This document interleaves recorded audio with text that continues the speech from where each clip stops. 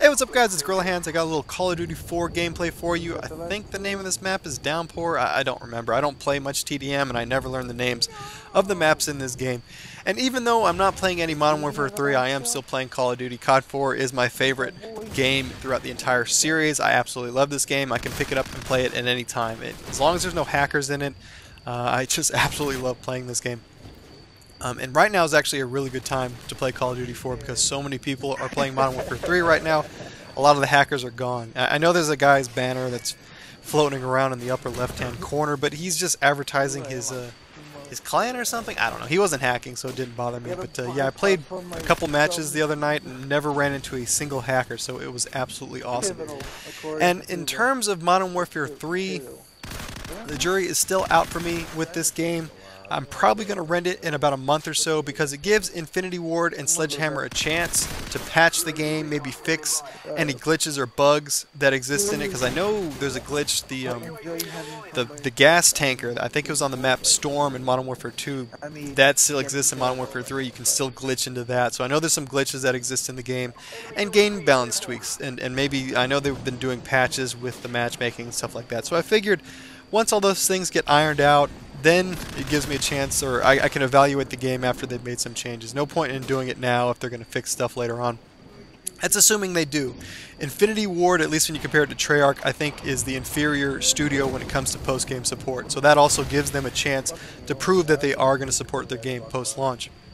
And the other thing is I think a couple maps, new maps will be out as well, and I know people have been complaining about the overall map structure in Modern Warfare 3, so that's a chance to see these new maps in action. Maybe they'll play a little bit differently, maybe people will like them a little bit more. So yeah, I'll probably run it in about a month or so and then give it a try and really evaluate it for what it's worth.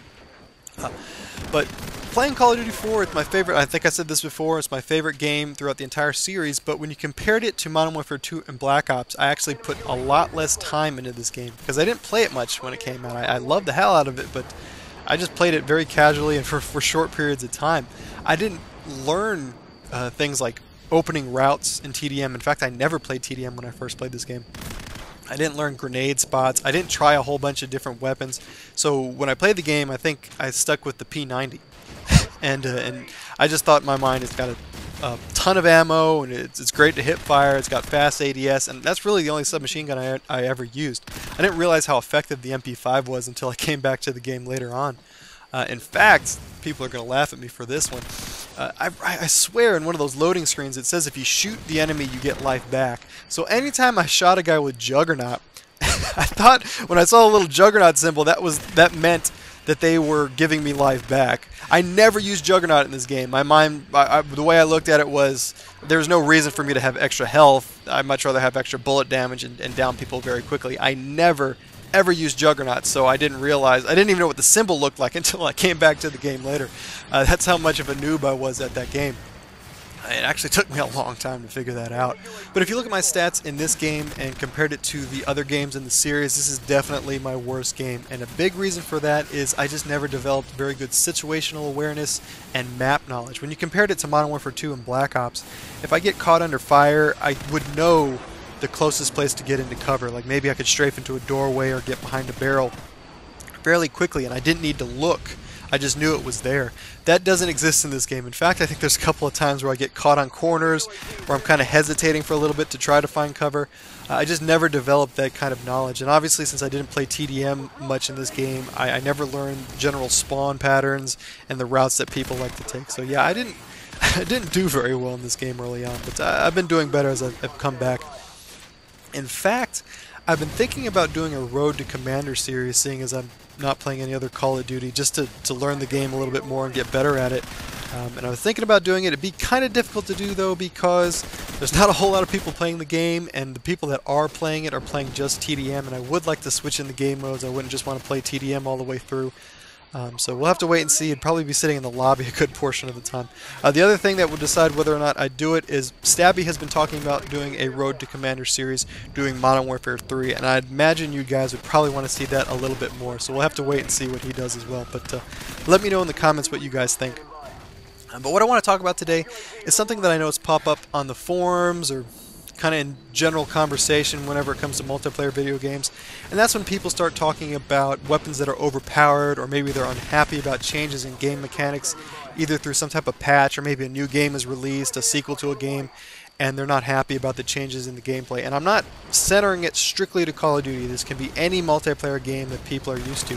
Happens all the time, but people will start complaining about something, and a common response is adapt and get better. Quit complaining about it. You need to learn the ropes, learn to get better, and just learn to overcome the problem. And a lot of times, yeah, I think that is a pretty good response, but I do think there's somewhat of a gray area, because yeah, you might be willing to learn what is necessary to adapt and to get better and, you know, counter whatever problem you're dealing with, but at what cost? I mean, if you do all these different changes to try to adapt to the situation, but the game stops being fun if you have to utilize that playstyle, then what's the point? I do think there's some validation in certain people's complaints. If you have to do all these changes just to do well, but then the game stops being fun. It's kind of interesting though, because it's, like I said before, it's a gray area. I mean, something that people might consider overpowered when you look at it statistically. I remember people, you know, complain about the sawed-off shotgun and Gears being extremely overpowered. But if you look at the statistics, the Gnasher completely dominates in terms of kills. And once you learn how to adjust the playstyle, at least for me, since I started with Gears of War 3, the sawed-off shotgun has never really been a big problem. But I do know Gears vets have had huge issues with it because it changed a fundamental structure of the game. People were used to having Gnasher battles, and that doesn't really exist anymore with so many people utilizing the sawed-off shotgun. So I don't know, it's interesting. Let me know what your take is on that. I don't think it's cut and dry. You can always say adapt and overcome, because, you know, at what cost? It might not be fun for you anymore. But like always, guys, take it easy.